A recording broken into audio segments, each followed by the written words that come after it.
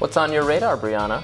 Well, Robbie, Andrew Yang's third-party effort, the Forward Party, is off to a lackluster start, but most people have misdiagnosed the why. Partisans from both establishment parties have lobbed predictable criticisms. Democrats in particular are worried about the Forward Party candidate's ability to siphon off Democratic votes in close elections, crying spoiler effect.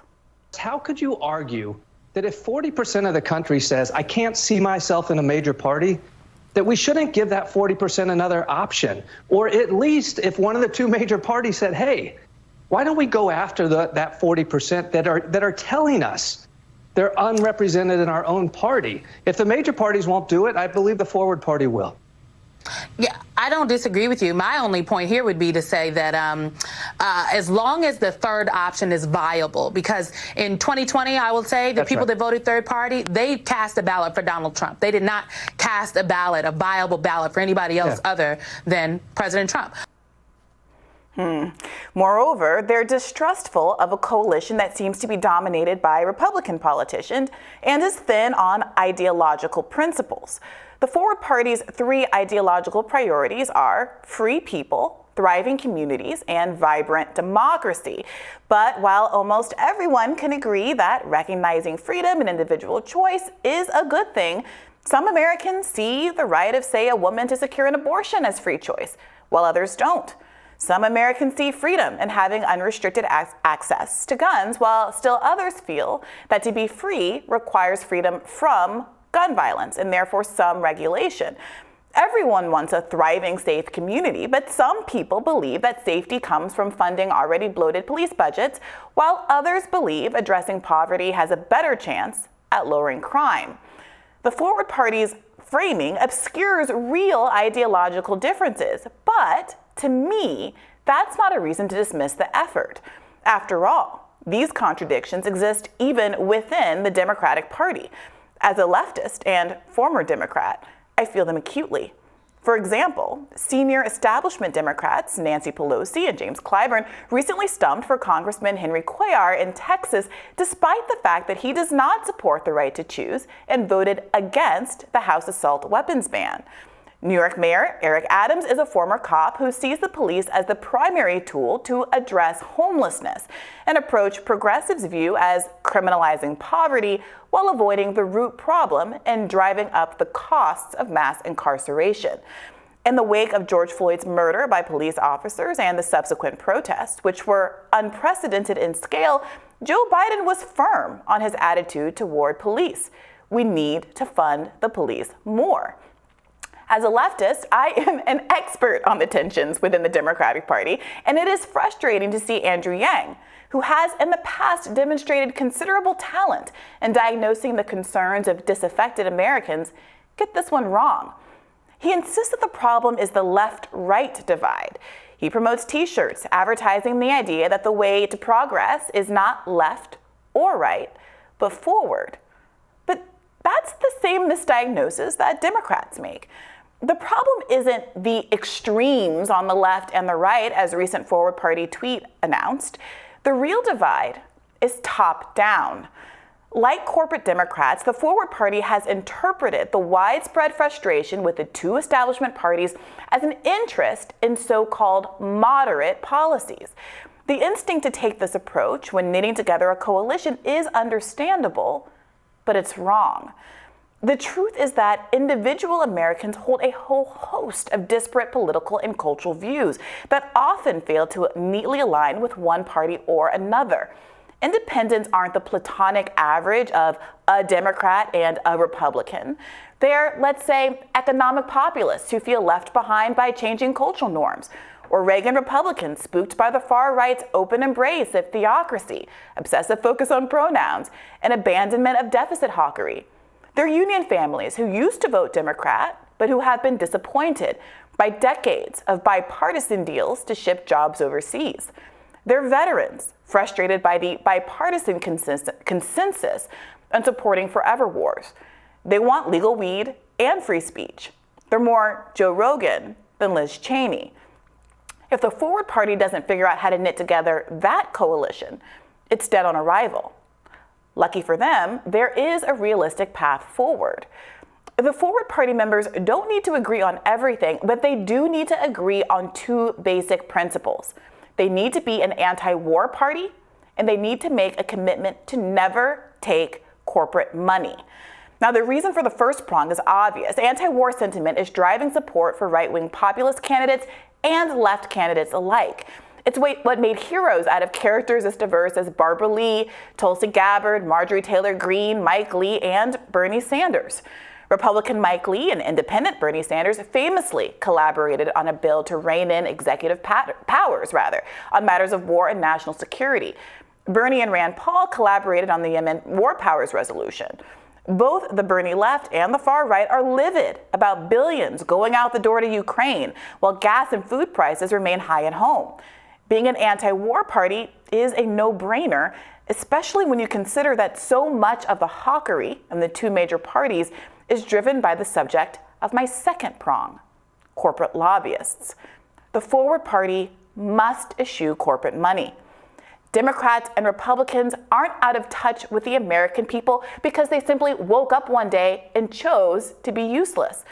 It's worse than that. They're paid to be useless.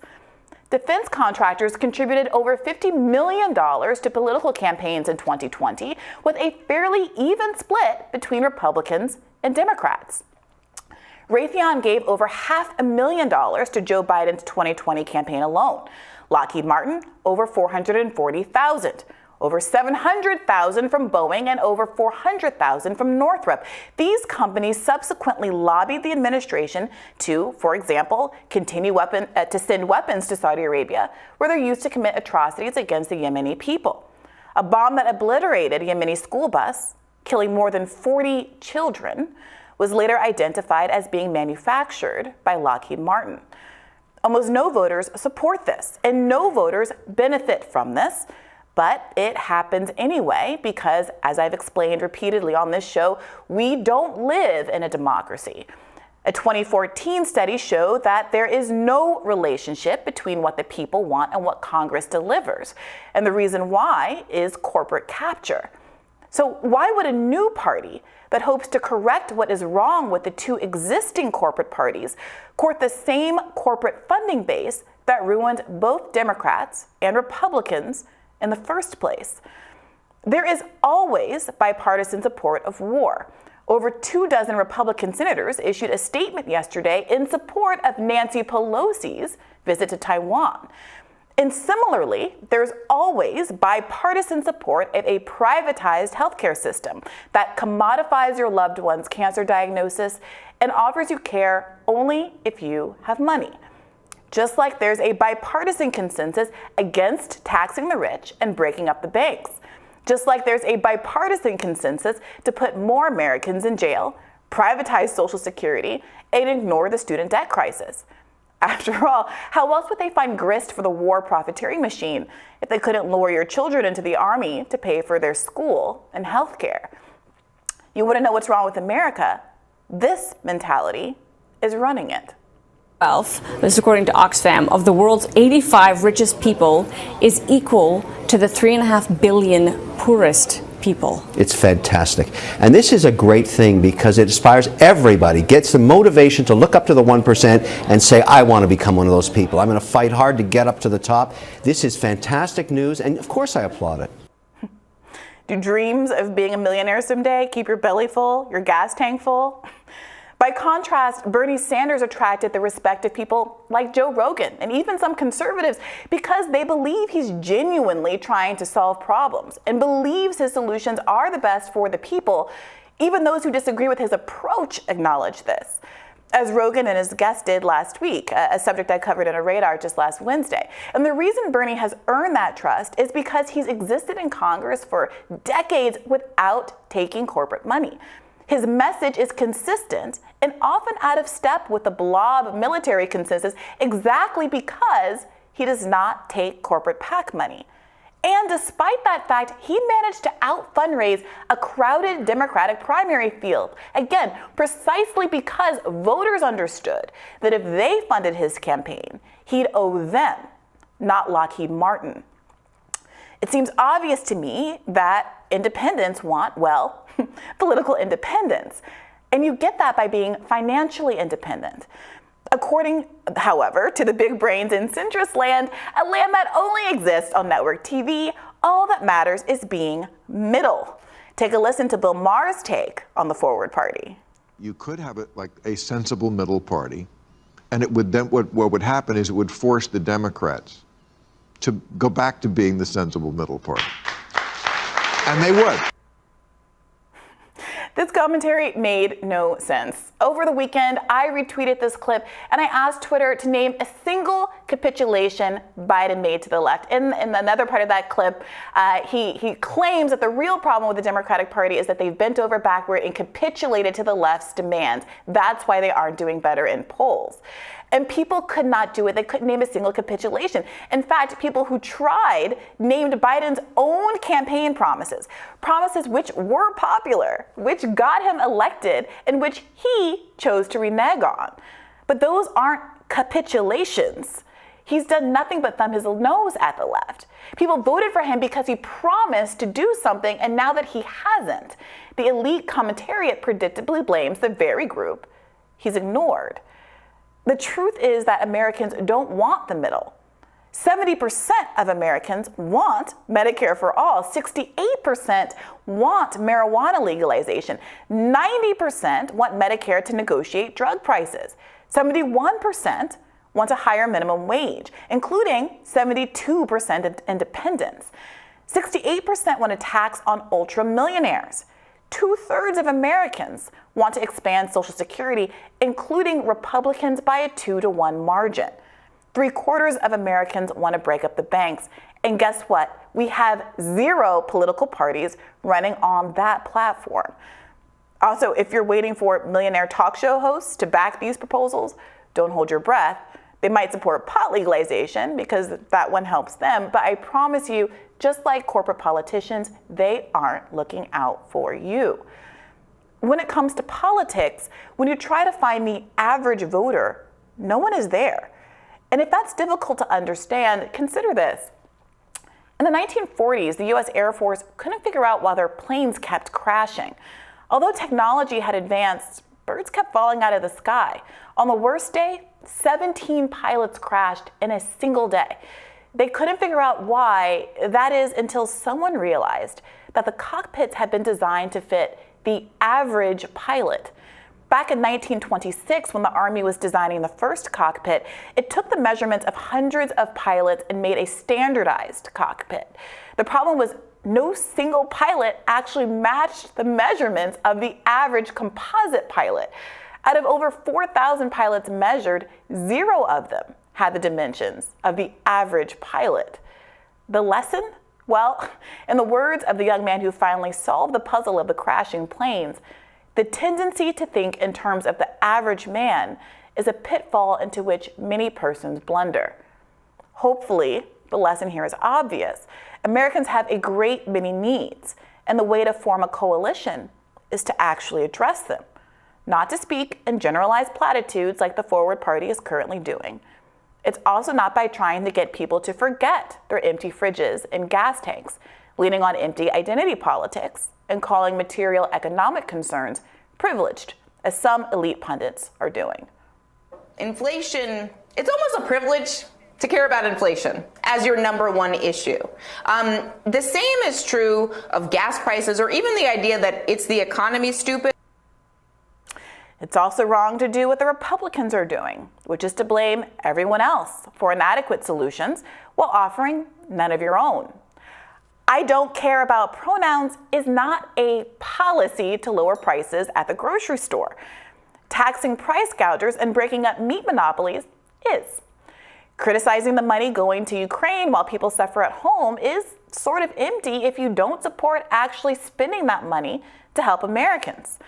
Banning books doesn't address the education crisis. Funding public colleges and vocational schools does. And hating woke culture is not a substitute for doing the bare minimum, like voting to help veterans exposed to burn pits. Look, criticizing Democrats is cool. I do it all the time. But doing so without offering solutions amounts to selling snake oil to Americans who desperately need real medicine. I want to root for the Forward Party. I think it's important to support third parties on principle, and I think it's important to have a well-funded effort to push ranked choice voting and secure ballot access for all types of third-party campaigns. But if the Forward Party wants the trust of the public, if it wants to avoid becoming the third head of a corporate Cerberus, it must decline to suckle at the teat that feeds the beast, and that's corporate money. So Robbie, I was very excited. I will show my cards at the idea of a Forward Party. I have been a third party supporter for a very long time. But it seems to me that the problems that the Bernie campaign and that movement diagnosed with the two major corporate parties has been completely ignored by the Forward Party, and they seem to think that saying things like, don't we all want to be together? Don't we love America? Don't we want to fight together? These kind of like broad platitudes, which sound very nice, are going to resolve the fundamental rot that's driving both of these parties. I suppose my disagreement with you here is that I don't think that kind of stuff might be a problem for the party. It might not. I don't know. It's just dwarfed by the larger problem that third parties face, which is the structural problem. And in my view, that is the entire issue, really. And it's like talking about anything else is small compared to the issue that third parties face, which is that the system is literally designed to thwart them. It's the winner-take-all nature. Unlike other countries where if a party has 5% or 10% or 20% of the vote, of the support in the election, in other countries that means 5% or 10% or 20% of the representatives will be from that party. In our system, in a variety of ways, that is just not true. Unless you have majority support, you get nothing. Right? In each state, there are a couple of states that do things differently.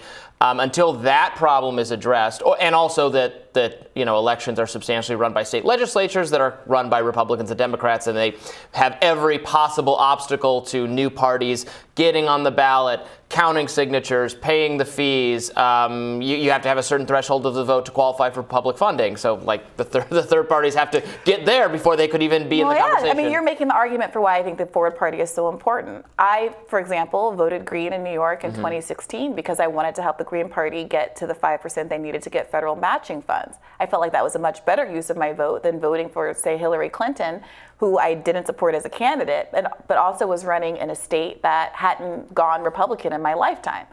It's why I think it's so important to have the Forward Party when you have people like Matthew Ho in North Carolina, who I mentioned on a radar a week or two ago, who the Democratic Party really fought to keep off the ballot. He's had a recent victory, and it looks like he's going to be able to proceed. But all of the things that you describe, the obstacles that you describe, are exactly why I think we need to have a party like the Forward Party pushing for, say, ranked choice voting, which cuts through a lot of the noise about the spoiler effect that you hear mostly from Democrats, but from both parties. I'm sure you've heard this from time to time as a libertarian. Yes. And I wonder, Robbie, how you negotiate some of the barriers to third-party success yourself as a libertarian, who I presume from time to time votes for libertarian candidates. I vote exclusively for Libertarian Party candidates as long as I can remember. I vote for them knowing that because of the structural issues, there's just very little chance. I wish it was otherwise. Third parties are obligated to support some kind of reform to the system. Until there's a system reform, perfect messaging, perfect candidates would not make much of a difference until this. If that sounds very depressing, I wish that were not the case. But I'm fairly convinced. So we already know, for example, that there's been an upsurge in Green Party successful election campaigns in states like New York. There are a number of successes on the local level that we've seen increasingly. We've seen people like Shama Sawant and other kind of radical self-identified socialists have a lot of success in recent years. Also, we remember the wave of 2018, et cetera. And so it seems to me that the idea of the Forward Party, and they tout themselves as being the best funded third party now in the country, they do have the resources to go after some of these structural issues. And I think that we should applaud that. I just wish that their funding came from the people that they are trying to serve, because I am concerned that they're going to run into the same kinds of problems that the other two parties ran into. And I know that some people might think, well, they're not going to be the best funded third party if they issue corporate dollars. But the reality is, I put that donation map up from 2020. People hated that. People outside of the Bernie campaign hated that map, because despite not taking those corporate dollars, Bernie managed to outraise the 24, 25 other people in the Democratic primary field, everybody except maybe Michael Bloomberg, who could just reach into his own pocket. And that really inspired people to think, well, I don't even know if this is going to work, but I know that he has no other obligations than to me. And if personally, my own perspective is that if the Forward Party took that kind of approach, I would be all in. I would be all in. So that's my pitch to Andrew Yang. Well, and I think we're going to have him back on the show soon, so we'll talk to him about some of these questions of strategy and tactics, and we'll have more Rising right after this.